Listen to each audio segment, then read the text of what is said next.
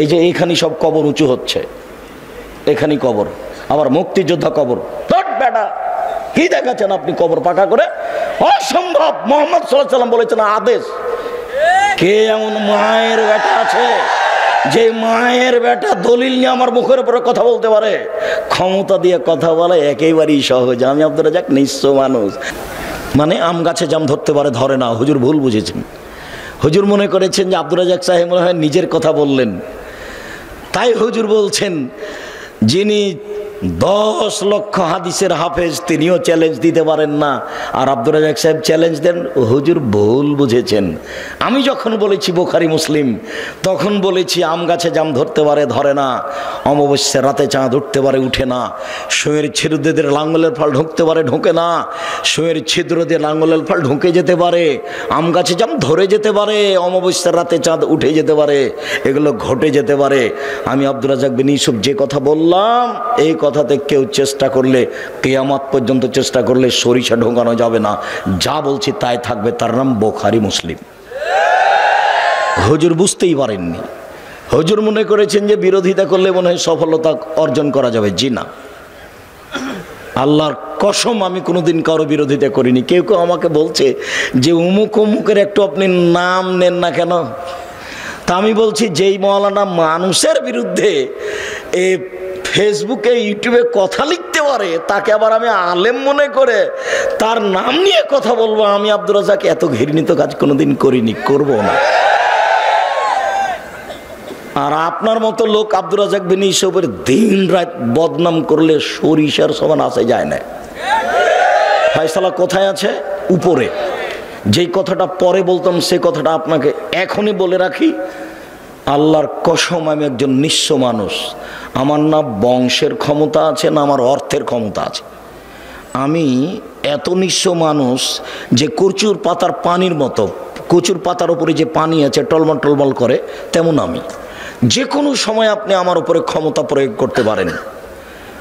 আমার মনে বড় স্বাদ, এদেশের মাটিতে আমি উন্নত মানের প্রতিষ্ঠান গড়বই গড়ব, ইনশাআল্লাহ গড়বই গড়ব। আজকে বক্তৃতা দিচ্ছি, বক্তৃতার জগৎ দিয়ে ধর্ম চিরদিন টিকানো যাবে না। কেন? এখন আবু তাহের বর্ধমানীও নেই, আব্দুল্লাহ বিন ফজল রাহিমাহুল্লাহও নেই, আব্দুস সাত্তার ত্রিশালী সাহেবও নেই, আব্দুল্লাহ বিন কাজেমও নেই, দুরুল হুদা আইয়ুবিও নেই। তার মানে কয়দিন পরে আমরাও থাকবো না। তাহলে এই লাইনে আসার জন্য পথ কি? এই লাইনে আসার জন্য পথ প্রতিষ্ঠান, মাদ্রাসা। কথা বুঝতে পারলেন না মনে হয়? ভাঙেন না, রাস্তার উপরে করেন, তাতে আসে কি যায়?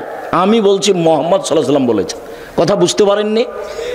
আপনি মানলেই কি আর না মানলেই কি? আপনি হাঁটাবো বীর হাঁটাবো যাচ্ছেন না তো চলছে না? যে দেখেন কিভাবে চলছে। প্রায় সবাই মাদানী শিক্ষক। মদিনা বিশ্ববিদ্যালয়ে কয় টাকা খরচ করেন আপনি? আপনাকে আমি খালি দেখার জন্য অনুরোধ জানিয়েছি আর দোয়া করার জন্য। আল্লাহর উপরে ভরসা করে কাজ করবেন, দিনের জন্য কোনো কিছু করেন, প্রতিষ্ঠান গড়েন। হাঁটাবো বীর হাঁটাবো যেতে হবে এ কথা আমি বলিনি। কালনীতি করেন, প্রতিষ্ঠান গড়েই ছেলে মেয়ে তৈরি করতে হবে, তারাই জাতির সামনে কথা বলবে। আমি আব্দুর রাজ্জাক বিন ইউসুফ কওমি খারেজি মাদ্রাসার ছাত্র। 1976 সালে আমার পড়া শুরু হয়, আর 88 আগস্টের 20 তারিখ রোজ বুধবার বিকাল 3টে থেকে আমি শিক্ষক। আমি সর্বপ্রথম 1996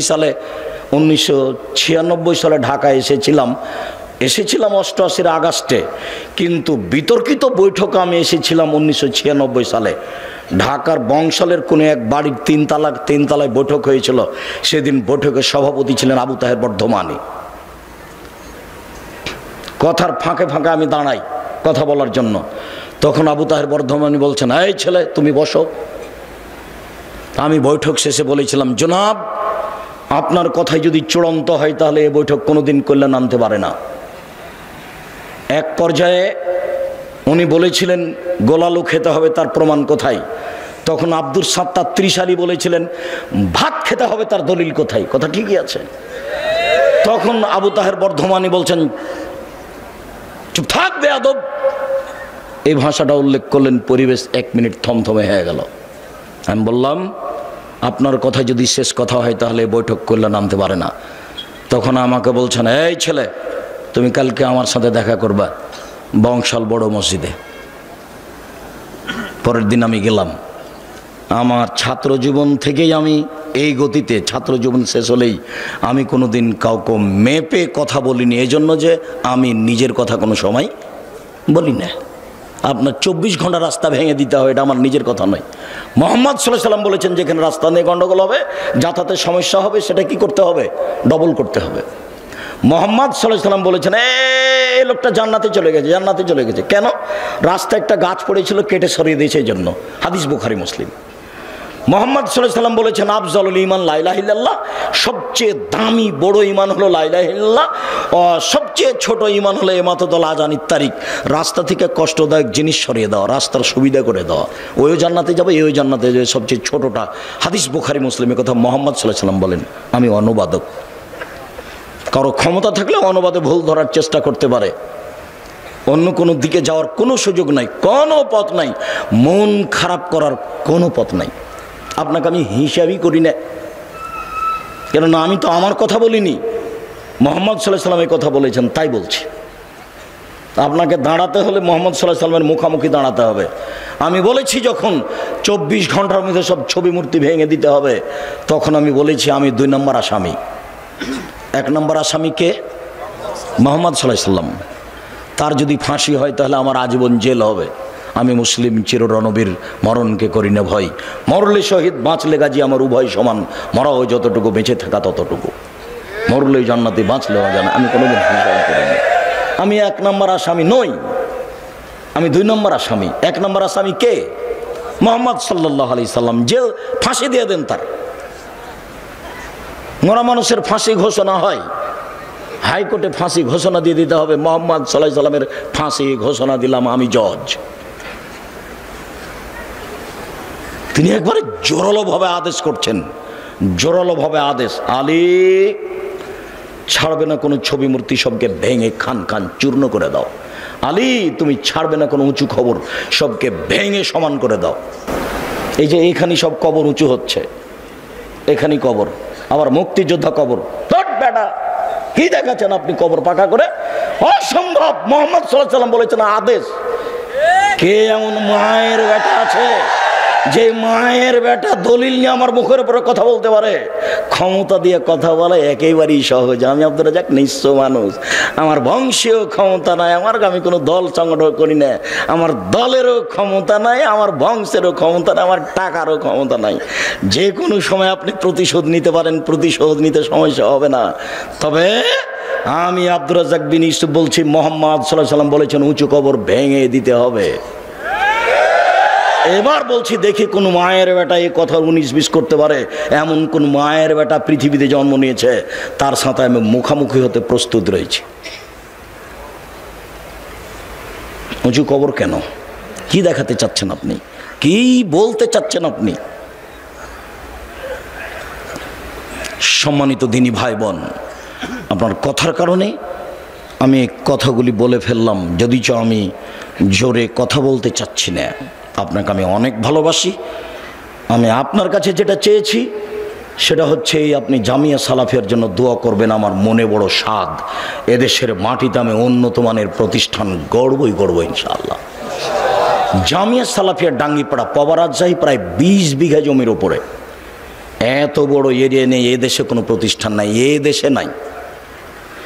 জামিয়া সালাফিয়া ডাঙ্গিপাড়া পবা রাজশাহীর মসজিদটার জমি হচ্ছে 90%। 3000 মুসল্লি একসাথে সালাত আদায় করতে পারবে। একতলা কমপ্লিট হয়ে গেছে, প্রায় কমপ্লিট, 2 তলার কাজ আরম্ভ হয়েছে। এখানেও আরম্ভ করতাম 3 বছর আগে, জমি ঠিক হয় না, মানে জমি ঠিক করতে পারি না আজ পর্যন্ত। একজন রাজি হলে আরেকজন হয় না, আরেকজন রাজি হলে আরেকজন হয় না।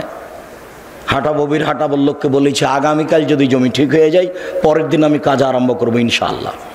আজকে যারা আছে হাঁটাবো বিরাটা বলুক যে আসেন কোথা থেকে জমি নেবেন নেন, যদি কালকে ঠিক করতে পারে পরের দিন আমি কাজ শুরু করবো ইনশাল্লাহ, আমি প্রস্তুত আছি। কাজ কিভাবে হবে আমি জানি না।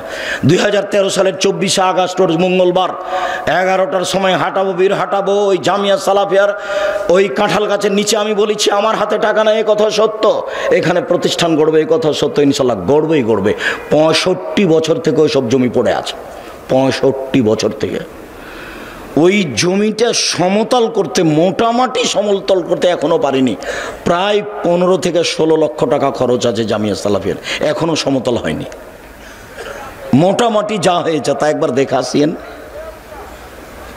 গাজীপুরের এ একালার মাটি একটা নিচু একটা এরকম উঁচু, বড় বেমানান, তাকে ঠিক করতে এত টাকা খরচে আপনি দেখে আসেন একটু। আমি আপনাকে দেখতে অনুরোধ করেছি আর দোয়া করতে অনুরোধ করেছি, টাকা দিতে অনুরোধ করিনি। টাকা ওপরে আছে, ও যার টাকা নেবে তাকে পাঠিয়ে দেবে ওখানে। আপনি মনে করছেন এমনি এত বড় প্রতিষ্ঠান চলছে, 535 জন অসহায় ছেলে মেয়ে থাকে, তার 115 জন শুধু ইয়াতিম। আমি টাকা দিই? আমি একদিনের টাকা দিতে পারবো না, এক সন্ধ্যার। আমি তো ভিক্ষা করে বাড়ি মানুষের বাড়ি বাড়ি। কারোর কাছে 500 টাকা 1000 টাকা নিতে আমাকে 10 বার মোবাইল করা লাগে, 20 বার বারে 50 বার লাগে। ভিক্ষা করে প্রতিষ্ঠান চালাই, নিঃস্ব, কোনো নির্ধারিত মানুষ নাই এর নিচে, চলবে ইনশাল্লাহ। 2016 সালের 17 ফেব্রুয়ারি রোজ বুধবার বিকাল 4:30-5টার সময় জামিয়া সালাফিয়া ডাঙ্গিপাড়া পাওয়া রাজশাহী, ওইখানে বলেছিলাম আমার হাতে টাকা নেই, এ কথা সত্য, এখানে প্রতিষ্ঠান গড়বে, এ কথা সত্য, ইনশাল্লাহ গড়বেই গড়বে। কয়েক কোটি টাকার জমি ওখানেও কিনা আছে, কয়েক কোটি টাকার জমি এখানেও কিনা আছে। ওখানে 1300 মানুষের ছেলেদের অংশে রান্না হয়, আর মেয়েদের অংশে 700-750 মহিলার রান্না হয়। তার 715 জন শুধু খালি মেয়ে। 3টে করে গার্ড আছে ওখানে, 6 জন গার্ডের, এখানে 2 জন গার্ড আছে। আপনি সহজে এমনি ঢুকতে পারবেন না। এখানে যান, এখন যান, দেখে আসেন, আপনি এমনি ঢুকতে পারবেন না। কোনোদিন তো দেখারও আপনার সাথ জাগে না। কথাটা বলেই রাখি, এদেশের শীর্ষস্থানীয় আলেম ওলামা বক্তব্য দিবেন এই মার্চের 5-6, বৃহস্পতিবার শুক্রবার, সামনের বৃহস্পতিবার শুক্রবারের পরের বৃহস্পতিবার শুক্রবার। আপনি মুরব্বী মানুষ, আপনাকে আমি অনুরোধ জানাচ্ছি, আপনি ওখানে যাবেন। দেশের শীর্ষস্থানীয় বড় বড় আলেম ওলামা কথা বলবেন। আকরামুজ্জামান বিন আব্দুস সালাম তার মধ্যে একজন। আমি এখানে যেটা বারবার বলতে চাচ্ছি সেটা, আমি আপনার দোয়ার ভিখারি। খালি আপনি বলবেন আল্লাহ, আব্দুর রাজ্জাক সাহেব যে কাজ করছে এটা তুমি কবুল করো। আমি সেদিনও বলেছিলাম খালি উপরের কবুলিয়ত, উপরে কবুল হয়ে গেলে এগুলো সহজ। আর আমি আমার ব্যাপারে যেটা বলি যে আমি আপনাদের টাকা পয়সা ক্ষতি করি না, আমি নিজে খাই না। এখানে কালকে যাবেন, এখানে একটা ভাউচার ফাইল আছে, যখন আমি খেয়েছি তখনকার টাকা দেওয়া আছে। দেখবেন এই ছেলে, দেখি হিসাব রক্ষক, দেখি তোমার ভাউচার ফাইলটা, দেখি আব্দুর রাজ্জাক সাহেবের ফাইল আছে কিনা। এখানে বোর্ডিং সুপার আছে, হিসাব রক্ষক আছে, ওখানে 2-3 জন হিসাব রক্ষক আছে, বোর্ডিং সুপার আছে, 156 জন শিক্ষক শিক্ষিকা কর্মচারী, 156 জন।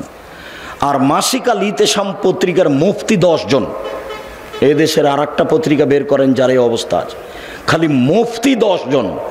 মাসিক আল ইতেসাম পত্রিকার প্রতি মাসে বৈঠক বসে। তার গত শনিবার রবিবার বৈঠক হয়েছে কি সোমবার, আমার দিনটা এখন মনে নাই, তবে এই সপ্তাহতেই 15 জন মানুষ কর্মচারী আছে, শিক্ষক আছেন। ওই মাসিক আল ইতেসাম পত্রিকার পিছনে 50টা প্রশ্নের উত্তর আছে, 50টা। আমি চেষ্টা চালাচ্ছি যাতে করে আমাদের পরবর্তীতে আবার আলে ওলামা জন্ম নেই যারা শিক্ষা দিতে পারবে। আব্দুল আলিম মাদানী এখানকার প্রিন্সিপাল, আমার জীবনের সবচেয়ে মেধাবী ছাত্র।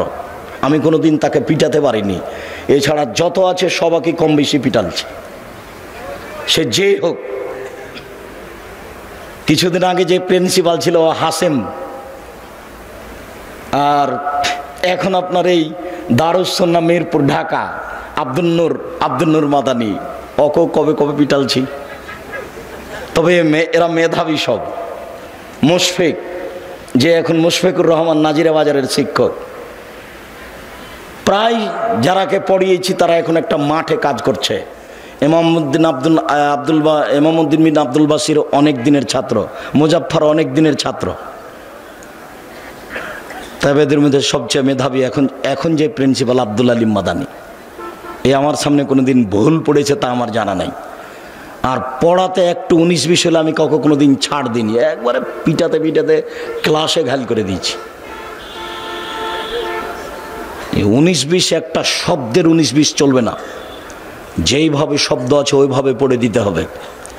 এই গতিতেই আছি, খালি একটু দোয়া করবেন। দোয়ার ভিখারি মহান আল্লাহ বলেন, ওমাই ইয়াতাওয়াক্কাল আলাল্লাহ, যে ব্যক্তি আল্লাহর উপরে ভরসা করবে আল্লাহ তার জন্য যথেষ্ট।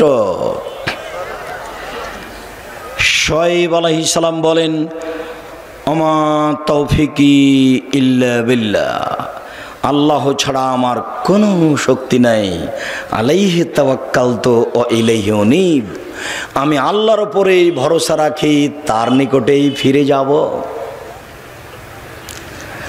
মহান আল্লাহ বলেন আমাদের নবীকে, ফায়জা আযামতা ফাতাওয়াক্কাল আলাল্লাহ, মুহাম্মদ সাল্লাল্লাহু আলাইহি সাল্লাম, আপনি যখন কোনো কাজের সিদ্ধান্ত নেবেন তখন আপনি আল্লাহর উপরে ভরসা রাখুন। ইন্নাল্লাহা ইউহিব্বুল মুতাওয়াক্কিলিন, নিশ্চয় আল্লাহর উপরে ভরসা রাখে যে তাকে আল্লাহ ভালোবাসেন। বড় বড় পরহেজগার মানুষের আল্লাহ ভরসা, দুই একজন নবী রাসূলের আল্লাহ ভরসা। আজকে আপনার জন্য আল্লাহ ভরসা। এই ছেলে, ওখানে দাঁড়িয়ে আছো কেন? তুমি কি দেখাশোনা করছো? যারা এখানে পাশ দিয়ে হাঁটছে তারা হাঁটছে কেন? তোমরা একটু দেখতে পাও না? আর যেখানে মহিলা আছে সেখানে কথা বলে কেন? তুমি একটু খেয়াল করতে পারো না? যাও দেখো। আর আপনি আমার দিনী বোন, দয়া করে কথা বলিয়েন না। আপনার এটা স্বামীর বাড়ি নয়, এটা আপনার বাপের বাড়িও না। আপনার একটা লজ্জা থাকা দরকার। আব্দুর রাজ্জাক বিন ইউসুফ কথা বলছেন, আপনি কথা বলেন কোন লজ্জায়? কেউ যদি আপনার মাথার উপর দিয়ে, গায়ের উপর দিয়ে চলে যায় তবু আপনি মুখ খুলবেন না, চুপ থেকে যান একবারে। পাথরের মতো থাকেন আর কান আমার দিকে লাগিয়ে থাকেন। কিছু উপকার করবো ইনশাআল্লাহ। আজকে বাড়ি থেকে বের হয়েছেন কিভাবে? বাড়ি থেকে বের হবেন কিভাবে? রাসূল সাল্লাল্লাহু আলাইহি ওয়াসাল্লাম বলছেন, বিসমিল্লাহি তাওয়াক্কালতু আলাল্লাহ লা হাওলা ওয়ালা কুওয়াতা ইল্লা বিল্লাহ। এ দেখেন, বিসমিল্লাহি তাওয়াক্কালতু আলাল্লাহ, আমি আল্লাহর নামে বাড়ি থেকে বের হচ্ছি, তারই উপরে ভরসা করি। আমার চলা থেমে যাওয়া আল্লাহর শক্তিতেই হয়। চলতে পারি ওরই শক্তিতেই, থেমে যাই তারই শক্তিতেই। বিসমিল্লাহি তাওয়াক্কালতু আলাল্লাহ লা হাওলা ওয়ালা কুওয়াতা ইল্লা বিল্লাহ। মনে থাকবে না? আজ থেকে বাড়ি থেকে বের হলে এটা ব্যবহার করবেন, বক্তব্যের সাথে মুনাফিকি করবেন না। এই ছেলে, আরেকজনের গায়ে হাত দিয়ে আছো কেন? রেডি হও, ঘুম আসে, একটু প্রস্তুতি নাও। আমার অল্প সময় কথা, আমি নিজেই ক্লান্ত, উপস্থিত হতে চাইনি। আসলে উসমান ভাই, মোশাররফ এরা খুব জোর করে উপস্থিত করেছে। তাদেরও ভালো হোক, তারা একটা ভালো কাজের জন্য চাপ দিয়ে নিয়ে এসেছে। দয়া করে আপনি অপ্রস্তুত অবস্থায় থাকবেন না। আর যখনই কোনো কাজ করতে চাইবেন, ছেলে বলল আব্বু একটা কলম আনিয়েন, তখন আপনি কি বলবেন? ইনশাআল্লাহ। আনবো এ কথা বলে থেমে যাবেন না।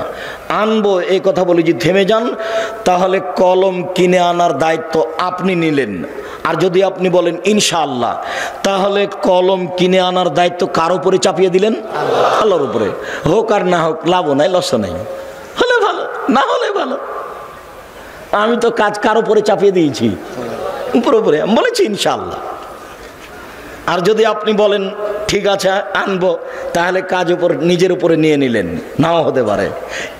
সুলাইমান আলাইহিস সালামকে আল্লাহ ঠেকিয়ে দিয়েছেন। সুলাইমান আলাইহিস সালাম বলেন আমরা 100 জন বউ, সবার কাছে যাব, সব ছেলে জন্ম নেবে, সবাই হবে যোদ্ধা, যুদ্ধ করে দেশ দখল করব। উনি ইনশাআল্লাহ বলেননি। একটাও স্ত্রী সন্তান দিল না, একজন দিলে তো অর্ধাঙ্গ অচল। তখন আল্লাহ বলছেন সুলাইমান, ক্ষমতা দিয়ে কাজ হবে না, ইনশাআল্লাহ বলতে হতো। কাজ আমার উপরে চাপায়, কাজ আমার উপরে চাপায়। আপনাকে বলছি, এখন আপনাকে বলছি, উপস্থিত বৈঠকের মুসলিম বোন, কথা বলছো কেন? চুপ থাকো। উপস্থিত বৈঠকের মুসলিম বোন, আপনাকেই বলছি, এদিকে খেয়াল করেন, আপনাকেই বলছি। কোনো কাজ করতে গেলে স্বামী একটা কাজ আপনাকে করতে বলল যে এই কাজটা করো, আমি আসছি, তা আপনি কি বলবেন? ইনশাআল্লাহ। বুঝতে পারলেন না মনে হয়? আপনি মহিলা মানুষ, এখনো গল্প করছেন নাকি? কি বলবেন? ইনশাআল্লাহ। স্বামী বলছেন তুমি এই কাজটা করো, আমি যাচ্ছি, তখন আপনি কি বলবেন? ইনশাআল্লাহ। তাহলে কাজটা আর একজনের উপরে চাপিয়ে দেওয়া হলো। দেখেন, নবীগণের আল্লাহ ভরসা। ইব্রাহিম জি, মূর্তি কে ভেঙেছে? আরে আমাকে বলছেন কেন? ওই যে বড়জন কুড়াল ঘাড়ে করে আছে, তাকেই বলেন। ও কি কথা বলতে পারে? তুমি তো আমাদের ব্যঙ্গ করছো দেখছি। এই যুবকেরা কে আছো? গর্ত খনন করো, খড়ি জমা করো, আগুন লাগিয়ে দাও, একে ফেলে দাও। ইব্রাহিম আলাইহিস সালাম নিঃস্ব মানুষ, দলও নেই, সংগঠনও নেই, বংশও নেই, কিছুই নেই, একবারে কোনো কিছু করার ক্ষমতা নেই, একেবারে কিছুই নেই, সাথেও কেউ নাই। এই যুবকরা গর্ত খনন করো, খড়ি জমা করো, আগুন লাগিয়ে দেখে ফেলে দাও। তোরে ফেলে দিল, কোনো ক্ষমতা নাই তার, নিঃস্ব মানুষ।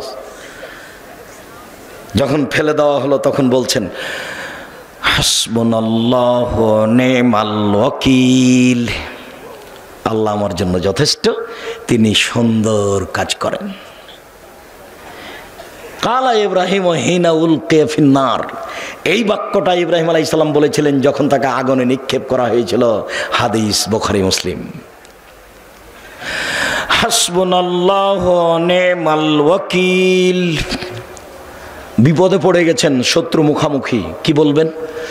হাসবুনাল্লাহু নি'মাল ওয়াকিল।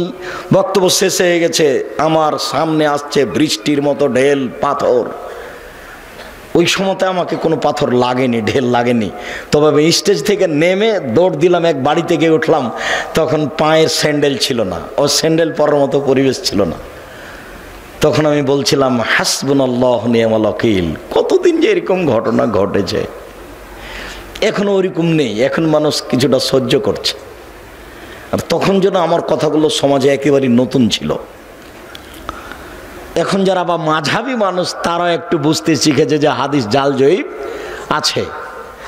আমারই এক ক্লাস ফ্রেন্ড কামেল পাস একদিন বলছে, ছি ছি ছি ছি ছি, আব্দুর রাজাক বলছে যে হাদিস জাল। এ হাদিস কে বর্ণনা করেছে? উমার। হ্যাঁ, আপনারা বলেন তো উমার কি মিথ্যে কথা বলতে পারে? তখন জনগণ বলছে না। এই দেখেন আব্দুর রাজাক এই হাদিসকে মিথ্যে বলছে, যে হাদিস উমার বর্ণনা করেন। জনগণ তো আর বুঝে না, জনগণ তো আর বুঝে না যে হাদিস কিভাবে নকল হয়েছে। ওই মাইকটার ওখানে আল্লাহর নবী, আপনাকে দেখাচ্ছি, ওই মাইকটার ওখানে আল্লাহর নবী। এবার আল্লাহর নবী থেকে কথা শুনছেন আমার ওই ভাইয়ের ওখানে আবু হুরায়রা রাদিয়াল্লাহু তাআলা আনহু, উনি সাহাবীর স্থানে, তারপরে সাহাবীর পরে তাবেঈর স্থানে, তারপরে তাবেঈর পরে ইনি একজন, তারপরে আমার স্থানে ইমাম বুখারী। এখন ইমাম বুখারী বলছেন, আমি হাদিস শুনেছি আমার শিক্ষক মাখুল হতে। তিনি বলছেন আমি হাদিস বর্ণনা করছি আমার শিক্ষক নাফে হতে। নাফে বলছেন আমি হাদিস নকল করছি আমার শিক্ষক আবু হুরায়রা হতে। আবু হুরায়রা বলছেন আমাকে আল্লাহর নবী বলেছেন। এইভাবে হাদিসের সূত্র আছে। তো ইনি বাড়িতে বসে বসে আরবি বানালছেন, দিয়ে এইভাবে রেডি করেছেন। কথা বুঝেননি? তার নাম জাল হাদিস, তার নাম জাল হাদিস। দেখবেন আপনি মুখামুখি দেখবেন, মুখামুখি দেখেন, একবারে মুখামুখি। বেশ কিছু হাদিস আছে, দাড়ি চাঁচা যাবে না, ছোট করা যাবে না, দাড়ি বড় করো। নবীগণের বৈশিষ্ট্য 10টি, পৃথিবীর সকল নবীর বৈশিষ্ট্য 10টি। 1, দাড়ি ছেড়ে দাও, ইচ্ছে মতো বড় হবে। 2, মোচ কেটে ফেলো, ব্লেড ব্যবহার করা হবে না, মোচ কাটতে হবে। মোচ থাকবে দেখে পুরুষ মনে হবে, দাড়ি আর মোচ চেঁচে ফেল দিল ওকে বেটি ছেলে মনে হবে, মহিলা মানুষ, তখন তার উপরে অভিশাপ হবে। দাড়িও নাই মোচও নাই, তখন ও নারী, তারপরে অভিশাপ, তারপরে অভিশাপ, তারপরে অভিশাপ। মোচ থাকবে, দাড়ি থাকবে, পুরুষ মনে হবে, আর পুরুষত্বা শক্তি কমবে না। তখন নারী বুঝতে পারবে, ওই বোকা মহিলা তো বুঝেনি তাই দাড়িকে খারাপ মনে করছে। ও যদি বুঝতে পারতো যে দাড়ি থাকলে পুরুষত্বা শক্তি বাড়ে, তাহলে তো বলতো না তুমি আরো দাড়ি রাখো, তুমি আরো দাড়ি রাখো, তুমি আরো দাড়ি রাখো। ও তো ওর বুঝেনি ধর্মের ব্যাপার। 2, বগলের লোম উঠিয়ে ফেলো, নারী পুরুষ একই হুকুম, ব্লেড চলবে না, নবীগণের বৈশিষ্ট্য। 3, 4, নখ কেটে ফেলো, নবীগণের বৈশিষ্ট্য। যত পুরুষ নারী আছেন বিছানে ঘুমাবেন না, আগে নখ কাটবেন তারপরে। এই ছেলে, দোকানে চা করছো, তোমার নখ বড় কেন? তুমি আর শরম পাও না? তুমি মুসলমানের বাচ্চা, নখ বড় কেন? তুমি আজকে নখ কেটে ঘুমাবা। উপস্থিত বৈঠকের মুসলিম বোন আপনাকে বলছে, এই মেয়ে, নখ বড় কেন তোমারা? তোমার বাপ দেখে না? তোমার মা দেখে না? দুনিয়াতে এমনি আছো নাকি? বাপ নাই তোমার, মা নেই তোমার, খারাপ লাগে? তোমাকে খারাপ লাগে শুনতে? খারাপ লাগে কেন? তোমার বাপ আছে তো তোমার নখ বড় কেন? তোমার মা আছে তো তোমার নখ বড় কেন? কিসের তোমার বাপ মা? তোমার বাপ উপার্জন করবে গার্মেন্টসে, সেই জন্য তোমার বাপ। আর তোমার মা তেল বেশি করে দিয়ে ভাত রান্না করে দিবে তরকারি, সেই জন্য ও মা না। রান্না করতে কাজের মেয়েও পারে, কাজের মেয়ে বলতে পারে না এই নখ কাটো, তোমার মা বলতে পারে এই নখ কাটো। এই মেয়ে, তোমাকে বলছি, তুমি যদি নখ রেখে ঘুমাও, তুমি আমার বক্তব্যের সাথে মুনাফিকি করেছ। এই মেয়ে, তুমি যদি আজ রাতে নখ রেখে ঘুমাও, তুমি আমার বক্তব্যের সাথে মুনাফিকি করেছ। তোমার এখানে বক্তব্য শুনতে আসা ঠিক হয়নি, তুমি আমার বক্তব্যের সাথে মুনাফিকি করো না। নিচের লোম পরিষ্কার করতে হবে, ঊর্ধ্বে টান 40 দিন, পুরুষ নারী একই হুকুম। ব্লেড ব্যবহার করা যাবে না, এ কথা মিথ্যা। যা দিয়ে সম্ভব, যেভাবে সহজ সেভাবেই পরিষ্কার করবে, নারী পুরুষ একই হুকুম। যেটা বলতে যাচ্ছিলাম, একাধিক সহিহ হাদিস, দাড়ি ছেড়ে দিতে হবে। তিরমিজিতে একটা হাদিস আছে, জাল হাদিস, আল্লাহর নবী তার দাড়ির 2 পাশ থেকে এবং সামনে থেকে কেটে ছোট করতেন। ওটাও হাদিস, এটাও হাদিস। বুঝাতে পারলাম না? আমি কি বুঝাচ্ছি তা বলতে পারেনি, বুঝতে পারেননি মনে হয়। তার মানে দাড়ি রেখে দিতে হবে, এটা বুখারী মুসলিমের সহিহ হাদিস।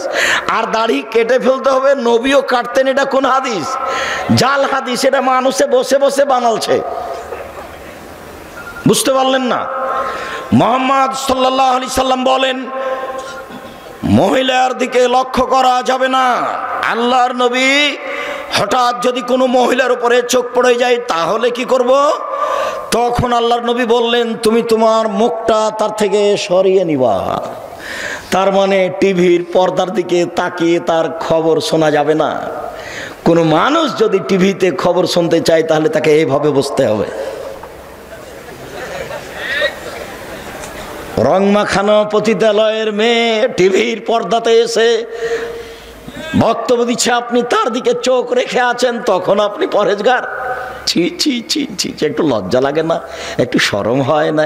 একটু হায়া লাগে না? বেটা তাহাজ্জুদ পড়ে, মাথায় টুপি দিয়ে থাকে, একটু শরম করা দরকার। খারাপ লাগছে, খারাপ লাগবে কেন?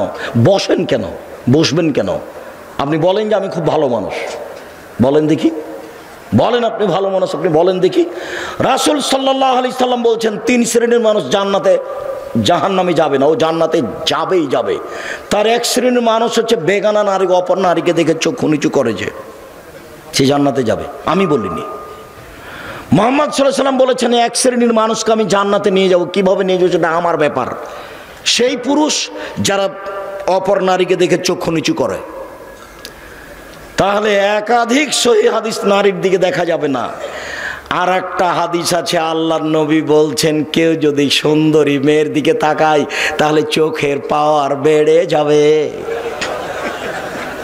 হাদিস জাল।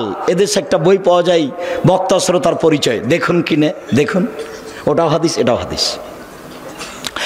মুহাম্মদ সাল্লাল্লাহু আলাইহি সাল্লাম বলেন, সলাতের সালাম হচ্ছে, সলাত শেষ হচ্ছে আসসালামু আলাইকুম রহমতুল্লাহ, আসসালামু আলাইকুম রহমতুল্লাহ। আবু দাউদে একটি হাদিস আছে, সালামের বৈঠকে বসে বায়ু ছেড়ে দিলেই সালাম হয়ে যাবে। আসসালামু আলাইকুম রহমতুল্লাহ, আসসালামু আলাইকুম বলা লাগবে না। মানুষের বানানো প্রায় 3 লক্ষ হাদিস আছে। আমি আব্দুর রাজ্জাক বিন ইউসুফ 10,000 হাদিস রেখেছি আপনাকে দেখানোর জন্য। টাকার গায়ে লেখা আছে, চাহিবা মাত্র ইহার বাহককে দিতে বাধ্য থাকিবে। আমি আব্দুর রাজ্জাক বিন ইউসুফ 10,000 জাল জয়ীফ হাদিস আপনাকে দেখানোর জন্য প্রস্তুত রয়েছি। হাদিস যে জাল হয় তার আপনাকে 2-1টা দেখালাম। ফাজাইলে আমল বইয়ে লেখা আছে যে আদম আলাইহিস সালাম ভারত থেকে 60,000 বার হজ করতে গেছেন, তাহলে তার বয়স হতে হবে 60,000 বছর। একেবারে নগদ মিথ্যে। ফাজাইল আমলে বইয়ে লেখা আছে এমন ভাবে জিকির করবে দেখে যেন মানুষ বলে পাগল। আপনাদের এখানে যে বট গাছ আছে, বট গাছে এখন এখানে সম্মেলন হয় কিনা, যারা দেখেছেন তারা নারী পুরুষ জিকির করতে করতে উল্টে পড়ে যায়। যারা বাস্তব দেখেছে তারা বলছে জি না, এটা রাখা যাবে না, পীর মুরিদির কোনো নীতি রাখা যাবে না, যে কোনো মূল্যে এলাকা থেকে উঠাতে হবে, যে কোনো মূল্যে।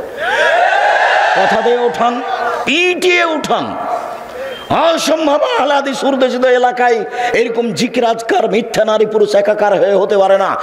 অসম্ভব, যে কোনো মূল্যে ঠেকাতে হবে, যে কোনো মূল্যে।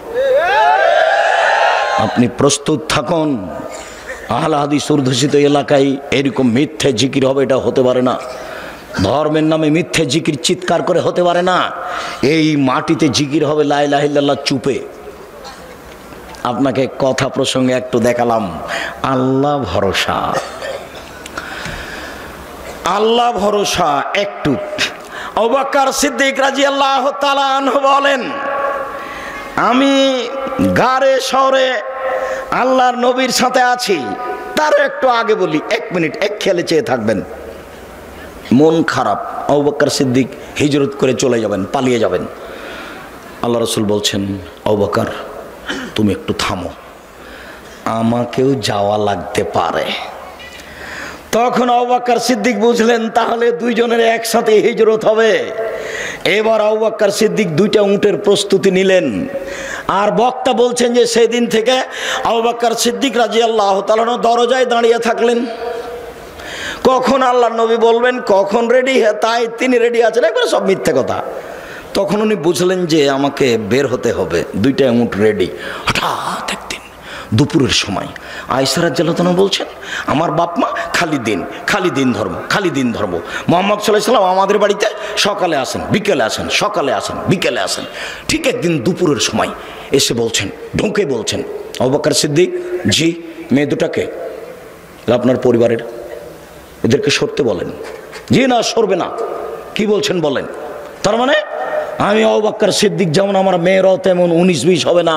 আমি বুঝতে পারছি আপনার কথা গোপন, কিন্তু আমাকে বলা যেমন, আমার মেয়েদের সামনে বলা তেমন, কোনো সমস্যা নেই। ওটা আয়েশা, এটা আসমা। বুঝতে পারেননি মনে হয়। বাপ যেমন বেটা তেমন, বাপ যেমন বেটি তেমন। অর্ডার হয়ে গেছে, চলে যেতে হবে। ঠিক আছে, বের হয়ে গেলেন। গারে শহরে পাহাড়ের মধ্যে আশ্রয় নিলেন, গর্তে দিয়ে। আবু বকর সিদ্দিক বলছেন, এখানে আপনি থামেন, আমি আসছি। এখানে আপনি বসেন, আমি আসছি।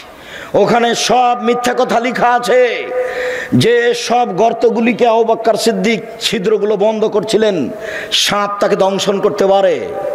তাই মিথ্যা বক্তব্য লেখা আছে, মিথ্যা বইয়ে লেখা আছে যে 100 বছর, 300 বছর, 50 বছর থেকে একটা সাপ গর্তে ঢুকেছিল। একদিন মুহাম্মদ সাল্লাল্লাহু আলাইহি ওয়াসাল্লাম এখানে আসবেন, তাকে দেখবো, এই জন্য এবার সব গর্তগুলো বন্ধ করলেন। আবু বকর সিদ্দিক মাত্র একটা গর্ত খালি, আর কাপড় নেই। তখন গর্তের মুখের উপরে পা দিলেন। এবার সাপ দেখছে গর্তের মুখ বন্ধ, তাহলে আমি কিভাবে মুহাম্মদকে দেখব? তো দংশন করলেন। বিষে কালো হয়ে গেল, চোখের পানি ঝরে মুহাম্মদ সাল্লাল্লাহু আলাইহি ওয়াসাল্লাম ঝরলো। মুহাম্মদ সাল্লাল্লাহু আলাইহি ওয়াসাল্লামের ঘুম ভেঙে গেল। তিনি বলছেন, তোমার এরকম কোনো অবস্থা? বলে, আমাকে সাপে দংশন করেছে। দেখি কোথায়? এই যে এখানে। একটু থুতু দিয়ে লিখে গেলেন। মিথ্যে কথা,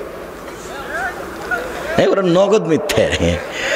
ওই গর্তের মুখের উপরে ঘুঘুর ডিম দেওয়া আছে। ঘুঘু মানে মাকড়সার জালে ঘুঘু ডিম দিয়েছে, একবারে নগদ মিথ্যা কথা, মিথ্যার নগদ প্রমাণ।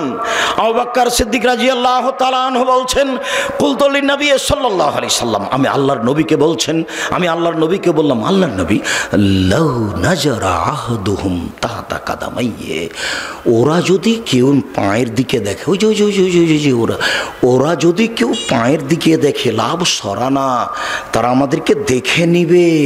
তখন আল্লাহ রাসূল বলছেন, মা জান্নাকে আবু বকর, আবু বকর আপনি কি মনে করেন, আপনি কে মনে করেন আমরা দুইজন? আল্লাহ সালেহুমা, আমাদের তৃতীয় জন আল্লাহ। অসম্ভব, ওরা আমাদেরকে দেখতে পারে না।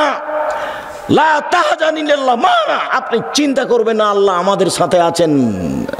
আপনি কি মনে করেন আমরা দুইজন? তৃতীয় জন আল্লাহ। আল্লাহ ভরসা, দেখেন আল্লাহ ভরসা। ফেরাউন পিছে পিছে ছুটে যাচ্ছে, মূসা আলাইহিস সালাম আগে আগে পালিয়ে যাচ্ছেন। সামনে কুলজুম সাগর, ডানে ফেরাউন, বামে ফেরাউন, পিছে ফেরাউন, সামনে সাগর।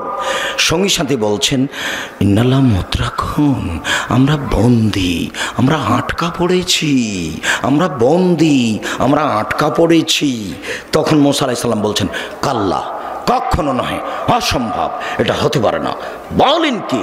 কাল্লা, কখনো নয়, অসম্ভব, এটা হতে পারে না। ইন্না মায়া রাব্বি, আমার সাথে আমার প্রতিপালক রয়েছেন, সায়াদিনী, তিনি আমাকে পথ দেখাবেন। কোনো পথই নাই, কোনো পথই নাই, বাঁচার কোনো পথই নাই। ডানে ফেরাউন, বামে ফেরাউন, পিছনে ফেরাউন, সামনে সাগর। মূসা আলাইহিস সালাম বলছেন, কখনো নহে, অসম্ভব, হতে পারে না। আল্লাহ আমার সাথে আছেন, তিনি আমাকে পথ দেখাবেন। আল্লাহ ভরসা, বুঝতে পারছেন না? এর নাম আল্লাহ ভরসা। দেখেন গাল্লা খাতেলা আবওয়াব, সব দরজা জুলাইখা বন্ধ করে দিল। জুলাইখা সব দরজা বন্ধ করে দিয়ে বলছে, হাই তালাক, এইসব তুমি আমার সাথে জেনায় লিপ্ত হও। তখন ইসব বলছেন, মাশাআল্লাহ, আমি আল্লাহর কাছে আশ্রয় চাই। বলো কি তুমি, বলো কি তুমি, ইন্না রাব্বি হাসানা মাসায়া, আরে তোমার স্বামী আমার মালিক, তিনি আমাকে ভালো থাকতে দিয়েছেন, ভালো খেতে দিয়েছেন, আমি অন্যায় করতে পারি না, তোমার সাথে আমি অন্যায় করতে পারি না। এই বলে ইউসুফ আলাইহিস সালাম দৌড় দিয়ে পালাতে চাইলেন। পিছন দিক থেকে জুলাইখা জামা টেনে ধরলো। আগে আগে বের হয়ে যাচ্ছেন ইউসুফ, পিছনে পিছনে যাচ্ছে, আগে আগে যাচ্ছেন ইউসুফ, পিছনে পিছনে যাচ্ছে জুলাইখা। যখনই বের হলেন তখনই সামনে হলো জুলাইখার স্বামী, এক জায়গায় তিনজন, ইউসুফ, জুলাইখা, জুলাইখার স্বামী। দেখে জুলাইখা কথা উল্টে দিল। জুলাইখা বলল, এই দেখেন, এই দেখেন, এই দেখেন, যাকে আপনি লালন পালন করেন, দেখেন তার চরিত্র কত খারাপ, সে আপনার স্ত্রীর সাথে অন্যায় করতে চায়, এর কি শাস্তি হতে পারে? আরে আপনি দেশের বাদশা, কি শাস্তি উল্লেখ করবেন? আমি জুলাইখা বলছি, ওকে যথাযথ পিটন দিতে হবে, নইলে জেলখানায় বন্দি করতে হবে। 12 বছর জেল হলো। 12 বছর পরে সরকারের পক্ষ থেকে লোক এসেছে, এইসব আপনাকে সরকার ডেকে পাঠিয়েছেন, আপনি বের হন জেল থেকে। তখন এইসব বলছেন, যাক, সরকারকে বলো এইসব জেল থেকে বের হবে না যতদিন পর্যন্ত জুলাইখা জাতির সামনে ঘোষণা না দিয়েছে। আমি জুলাইখা বলছি, আমি অন্যায় করেছি, এইসব অন্যায় করেনি। এইসব এখানে সত্যবাদী, আমি মিথ্যাবাদিনী মহিলা। এই কথা জাতির সামনে ঘোষণা না দেওয়া পর্যন্ত আমি এইসব জেল থেকে বের হব না। আমি আপনাকে যেটা বলতে চাচ্ছি, এই ছেলে, কোনোদিন কোনো মেয়ে মানুষের সাথে মোবাইলে গল্প করো না। মেয়ে মানুষ তোমাকে ধ্বংস করবে, তোমার বাপকে ধ্বংস করবে, তোমার বংশকে ধ্বংস করবে, তোমার জাতিকে ধ্বংস করবে। এই যে দেখো, এই যে দেখো মেয়ে মানুষ, হ্যাঁ বেটা, 3 মিনিটের মধ্যে, 1 মিনিটের মধ্যে কথা উল্টে দিবে। তুমিও যাবা জাহান্নামে, তোমার বাপও যাবে, তোমার বংশ যাবে, কারো মান সম্মান রক্ষা হবে না। এই দেখো জুলাইখা, এই দেখো জুলাইখা। জুলাইখা বলছে, এই যে দেখেন, আপনি যাকে খাওয়ার দিচ্ছেন, লালন পালন করছে, সে আপনার স্ত্রীর সাথে জেনা করতে চায়। হলো এটা? ঠিক হলো? আপনি কি করবেন তার? আরে আপনি কি করবেন? আমি জুলাইখা বলছি, ওকে যথাযথ পিটন দিতে হবে, নইলে জেলখানায় বন্দি করতে হবে। তুমি যার সাথে প্রেমের গল্প করছো, কথা উল্টে দিতে পারে, তখন তোমার কি হবে তুমি বুঝতে পারছো না। আজ থেকে আর কোনোদিন কোনো মেয়ের সাথে কথা বলো না। তোমাকে আবারও বলছি, তুমি তোবা করে উঠবা, উঠার সময় বলবে আস্তাগফিরুল্লাহ ওয়া আতুবু ইলাইহি, আমি তওবা করছি, জীবনে আর কোনোদিন তার সাথে কথা বলবো না ইনশাআল্লাহ। এই ছেলে, তোমাকে আরো একটা বলে দিচ্ছি, তুমি এদিকে খেয়াল করো তো। আজকে এখানে তওবা করে উঠেছ, গিয়ে রাত্রে ঘুমাতে যাচ্ছ, মোবাইলটা লক করে দিয়েছ, দেখবা 2-1 মিনিট পরে ধীরে হাতটা মোবাইলে চলে গেল, লকটা খুলেছ, রিংও দিচ্ছ, এই সময়তে লাফ দিয়ে উঠে ল্যাপটা দূরে ফেলে দিবা, দূরে ফেলে দিয়ে একবারে ঘর থেকে বের হয়ে বলবা নাউজুবিল্লাহি মিন জালিক, এই শয়তান তোর মুখে লাথি মারি, নাউজুবিল্লাহি মিন জালিক, এই শয়তান তোর মুখে লাথি মারি। আর এই পাটা মাটির উপরে রেখে তুমি এই করবা, ঘষবা, তোর মুখে লাথি মারি, তোর মুখে লাথি মারি, তোর মুখে লাথি মারি, নাউজুবিল্লাহি মিন জালিক। তুমি 2-1 মিনিট করো, দেখবা তুমি স্বাভাবিক হয়ে গেছো, সারা রাত আর তোমার কাছে আসবে না। তুমি যে তোবা করে গেছো, এই জন্য তোমার ঘরে খালি শয়তানে এমনভাবে ভিড় লেগেছে, তুমি দেখলে অজ্ঞান হয়ে যেতে। শয়তানের কাজ ইহুদির কাছে নেই, শয়তান জানে যে ইহুদি জাহান্নামে যাবে। শয়তানের কাজ খ্রিস্টানের কাছে নাই, ইহুদি শয়তান জানে যে খ্রিস্টান জান্নাতে যাবে। শয়তানের কাছে হিন্দুদের কাছে নাই, শয়তান জানে যে ওরা জাহান্নামে যাবে। স্কুল কলেজ থেকে শয়তান চলে এসেছে, কেন? যুবক যুবতীর উরু রানের উপরে মাথা দিয়ে বসে আছে।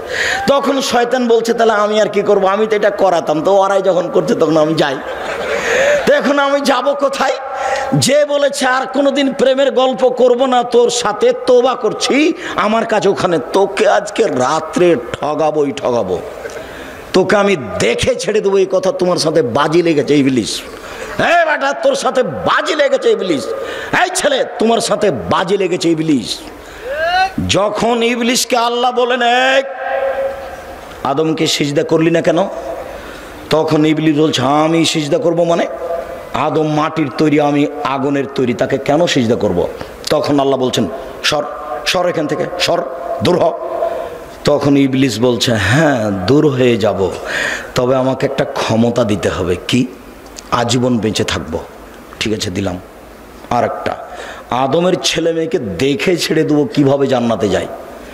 আমি যাব জাহান্নামে আর ওরা যাবে জান্নাতে, আমি ওদের দেখে ছেড়ে দেবো কিভাবে জান্নাতে যায়। তাহলে কথোপকথন মুখামুখি কার সাথে হচ্ছে? আল্লাহর সাথে। কার? ইবলিসের। ইবলিস আল্লাহর সাথে চুক্তি করেছে তোমাকে দেখে ছেড়ে দিয়ে তুমি কেমনে জান্নাতে যাও, যার জন্য তুমি তোবা করার সাথে সাথে তোমার ঘরে এসে ঢুকেছে। আর 1 মিনিট দেখো, 1 মিনিট এদিকে দেখো, এদিকে। আদম জি ফল খাবেন না, যেমন বলেছেন ফল খাবেন না, তেমনি ইবলিস এসে বলছে আমি ভালো মানুষ, আপনি আমার কথা শোনেন, আমি উত্তম পরামর্শ দাদা, আমি ভালো মানুষ, আপনি আমার কথা শোনেন। তারপর আর নাই। হাওয়া কি করা যায়, হাওয়া কি করা যায়? তা হাওয়া বলছেন খাও না। তো যখন বলছে তো সে তো ভালো মানুষ, কি করি? আবার চলে এসেছে, আরে আমি ভালো মানুষ, আমার কথা শোনেন, আল্লাহ আপনাকে জান্নাতে রাখবেন না, সেই জন্য এই কথা বলেছে। আপনি খান, জান্নাতে থাকবেন, আমি খুব ভালো মানুষ, আমি কল্যাণ কামনা করি, আপনার কল্যাণ কামনা করি। তারপর আর নেই।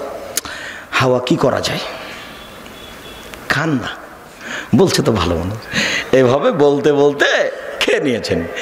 যেমন খেয়েছেন তেমনি আল্লাহ বলছেন আমি নিষেধ করলাম যে, নিষেধ করলাম যে আমি।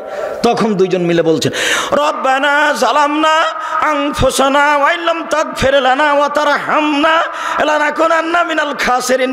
হে আমাদের প্রতিপালক, তুমি যদি দয়া না করো, তুমি যদি ক্ষমা না করো, তাহলে আমরা অপরাধীদের অন্তর্ভুক্ত হব। আমরা নিজেদের প্রতি অন্যায় করেছি, তুমি যদি দয়া না করো, তুমি যদি ক্ষমা না করো, তাহলে আমরা পাপীদের অন্তর্ভুক্ত হব। মরা পর্যন্ত দুইজনে কথা বলেছেন, মরা পর্যন্ত। আর সব নিজের ছেলে মেয়েকে বলে গেছেন, আপনাকে বলেছেন, আপনি কি বলবেন? রব্বানা যালামনা আনফুসানা ওয়া ইল্লাম তাগফির লানা ওয়া তারহামনা লানাকুনান্না মিনাল খাসিরিন। কে বলেছেন? আমার বাপ বলেছেন। কে বলেছেন? আপনার বাপ বলেছেন। কে বলেছেন বলেন তো দেখি? আদম আলাইহিস সালাম বলেছেন। অতএব আমাকে আপনাকে বলতে হবে ও খুব শয়তান, ও হলো শয়তান। এইবার আপনাকে খালি যদি কথা বলিয়ে দিতে পারে মেয়েটার সাথে, বেটা তোবা কোথায় গেল রে তোর? এই বেটা তোর তোবা কোথায় গেল? ঠিক করেছিস তুই রে বেটা, তুই কথা বলেছিস, আমি এটা চাচ্ছিলাম, বাস থাক, এবার আমি যাই। যার জন্য একবারে লাথি মারবে তুমি তার মুখের উপরে, তোর মুখে লাথি মারি, তোর মুখে লাথি মারি, নাউজুবিল্লাহ মিন জালিক, নাউজুবিল্লাহ মিন জালিক, আস্তাগফিরুল্লাহ ওয়া আতুবু ইলাইহি। আমি তওবা করলাম, আবার এই কথা বলছি কেন? আল্লাহ ভরসা। 2-1 মিনিট, বেশি নয়। এই ছেলে বসো। সম্মানিত দিনী ভাই বোন, এই 2-3টা হাদিস, কয়েক মিনিট। উমর ইবনে খাত্তাব রাদিয়াল্লাহু তাআলা আনহু বলেন, রাসূল সাল্লাল্লাহু আলাইহি সাল্লাম বলেছেন, লাউ আন্নাকুম তাতাওয়াক্কালুনা আলাল্লাহি হাক্কা তাওয়াক্কুলিহি, পৃথিবীর মানুষ তোমরা যদি সত্য সত্য আল্লাহর উপরে ভরসা করো, লা রাযাকতুম, তাহলে তোমাদের রুজি দেওয়া হবে। কামা ইরযাকুত তায়র, যেমন পাখিকে রুজি দেওয়া হয়। তাকদু খেমাসান, তার হবে তা না। সকালে পাখি খালি পেটে আসে, বিকালে পাখি ভরা পেটে যায়। পাখি কি গতকালকে খাদ্য জমা করে গেছিল? তা আজকে সকালে খালি পেটে আসেনি, এখন বিকালে কিভাবে যাচ্ছে? ভরা পেটে যাচ্ছে। আল্লাহর নবী বলছেন, তোমরা সত্য সত্য আল্লাহর উপর ভরসা রাখো, পাখিকে যেমন খেতে দেওয়া হয় তোমাকে দেওয়া হবে। আবু হুরায়রা রাদিয়াল্লাহু তাআলা আনহু বলেন, নবী করিম সাল্লাল্লাহু আলাইহি সাল্লাম বলেছেন, আমার উম্মতের 70,000 মানুষ হিসাব ছাড়াই জান্নাতে যাবে। 3টি গুণ আছে যাদের। 1, লায়াস্তার কোনা, যারা ঝাড়ফুঁক করে না। 2, ওয়ালায়াতাতাইয়ারুনা, যারা অশুভ ফল গ্রহণ করে না। কার যে মুখ দেখে আসলাম কাজই হলো না, কোন মহিলার যে মুখ দেখলাম, এর নাম অশুভ ফল গ্রহণ করা। 3, ওয়ালা রাব্বিহিম ইয়াতাওয়াক্কালুন, যারা আল্লাহর উপরে ভরসা করে তারা বিনা হিসাবে জান্নাতে যাবে, কোনো হিসাব নিকাশ নেই। আর একটা কথা, আমাদের নবী মুহাম্মদ সাল্লাল্লাহু আলাইহি সাল্লাম বলেন, ওয়াদানি রাব্বি, আমার প্রতিপালক আমার সাথে ওয়াদা করেছেন, আমার প্রতিপালকের সাথে আমার চুক্তি হয়েছে, আমার প্রতিপালকের সাথে আমার চুক্তি হয়েছে, আমার প্রতিপালকের সাথে আমার চুক্তি হয়েছে। আমার উম্মতের 70,000 মানুষকে তিনি জান্নাতে দিবেন, হিসাব হবে না। তারপরে বলছেন, মাহকুল্লাল মিন সাবুন আলফ, 70,000-এর প্রত্যেক হাজারের সাথে আরও 70,000, 70,000-এর প্রত্যেক হাজারের সাথে আরও 70,000। এরপরে বলছেন, আমার সাথে চুক্তি হয়েছে, সালাসা হাসায়াতিন মিন হাসায়াতি রব্বি, আমার প্রতিপালক জাহান্নাম থেকে 3 অঞ্জলি মানুষ বের করে জান্নাতে দিবেন। আমার প্রতিপালক 3 অঞ্জলি মানুষ জান্নাত থেকে জাহান্নাম থেকে বের করে জান্নাতে দিবেন। আমার প্রতিপালক 3 অঞ্জলি মানুষ জাহান্নাম থেকে বের করে আব্দুল্লাহ রাহিমাহুল্লাহ বলেছিলেন, মাওলানা আব্দুল্লাহিল কাফি আল কুরাইশিকে, জনাব মাওলানা আব্দুল্লাহিল কাফি আল কুরাইশি, শোনেন, আল্লাহর হাত কি ছোট? আল্লাহর হাত তো জাহান্নামের চেয়ে অনেক অনেক বড়। যখন আল্লাহ অঞ্জলিতে করে জাহান্নাম থেকে মানুষ বের করবেন, তখন তো সবই মানুষ চলে আসতে পারে, ফেরাউনও তো আসতে পারে। মাওলানা আব্দুল্লাহিল কাফি আল কুরাইশি রাহিমাহুল্লাহ বলেছিলেন, জনাব আপনি ঠিক বলেছেন, আল্লাহর হাত জাহান্নামের চেয়ে অনেক বড়, এই কথাই ঠিক। মাওলানা সাহেব, ডক্টর সাহেব, আপনি ঠিক বলেছেন, আল্লাহর হাত জাহান্নামের চেয়ে বড়, এই কথাই ঠিক। তবে আপনি মনে রাখবেন জনাব, অন্তরে ঈমান থাকবে না যার, অঞ্জলিতে আসার সুযোগ হবে না তার। অন্তরে ঈমান থাকবে না যার, অঞ্জলিতে আসার সুযোগ হবে না তার। মূর্তি পূজা করে যারা, কবর পূজা করে যারা, তাদের অন্তরে ঈমান নেই। রবি ঠাকুর যতবার বলছে, ওমা তোমার আকাশ তোমার বাতাস, ততবার ঠাকুর কালিমাকে বলছে, ও কালিমা তোমার আকাশ তোমার বাতাস। এই ছেলে, বিবেচনা করে বেঁচে থাকার চেষ্টা করো। আমি আব্দুর রাজ্জাক বিন ইউসুফ, তোমাদের দিনী ভাই। আমি মানুষ হিসাবে ভুলের ঊর্ধ্বে নই, তবে প্রাণপণে চেষ্টা করি সঠিক বলার। দেশবাসীর কাছে, এলাকাবাসীর কাছে, কালনিবাসীর কাছে আন্তরিকভাবে দুয়ার দরখাস্ত রেখে জামিয়া সালাফিয়া হাঁটাবো, বীর হাঁটাবো, জামিয়া সালাফিয়া ডাঙ্গিপাড়া পবা রাজশাহীর জন্য আন্তরিকভাবে দোয়া করার জন্য অনুরোধ রেখে, সামনে বৃহস্পতিবার আর শুক্রবার মার্চের 5-6 সকলে উপস্থিত হবেন, এই জোরালো দাবি ও দাওয়া রেখে, আল্লাহর উপরে ভরসা করে, কান্নাকাটি করে আল্লাহর কাছে ক্ষমা নেওয়ার জন্য অনুরোধ জানিয়ে, যারা ব্যবস্থাপনা করেছেন তাদের জন্য আন্তরিকভাবে দোয়া কামনা করে। ও মাসুম আছে, ও লেখানি বই আছে, আব্দুল্লাহর বই, এগুলো মিন্নাতুল বারি। এদেশে বুখারীর ব্যাখ্যা ব্যতিক্রম, একটু আব্দুল্লাহ আব্দুর রহমান আব্দুর রহিমের জন্য দোয়া করবেন। আর ওই মিন্নাতুল বাড়িকেও রেখে যাবেন না। আর ওই মাসিক আলিতে পত্রিকা আছে, যাতে 50টা প্রশ্নের উত্তর আছে। আর উপদেশ বইটা দেখছি, ওই বইয়ে আছে আল্লাহ ভরসা। আমার জীবনের সব কথা লেখা আছে উপদেশ বইয়ে, আল্লাহ ভরসা। সকল দিনই ভাই বোনকে বইগুলি সংগ্রহ করার জন্য অনুরোধ জানাচ্ছি। স্টেজ থেকে বিশেষভাবে